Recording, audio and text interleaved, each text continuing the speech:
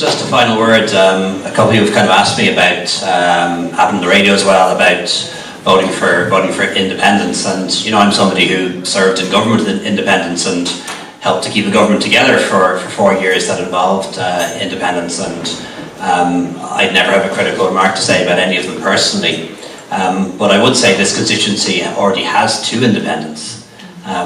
You know, I don't really see why a constituency, there's a number that have 2 or 3, but doesn't have somebody from Fine Gael, one of the major parties in the state, the largest party in the state, and I think that does put the constituency at a disadvantage.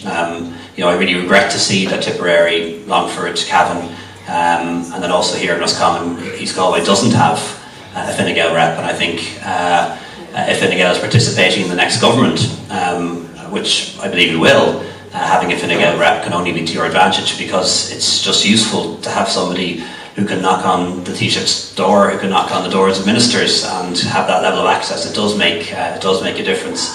And while independents did serve in this government, it really is quite an unusual thing in Irish history for independents to be able to serve in government. It's almost always a coalition involving parties. I think the only other time, with the exception of Mary Harney, who was briefly an independent, but you know, predominantly was PD. The only other time we've had independence in government, I think, was kind of 48 to 51. So it's an unusual thing in Irish history and Irish politics to have independence in government. So while a lot of them may be saying that they're going to have the kind of influence in the next government that they had in this one, the chances are they won't. And I would definitely like to see a new rep in this constituency, and of course one in the form of Aisling. So please do everything you can to get it.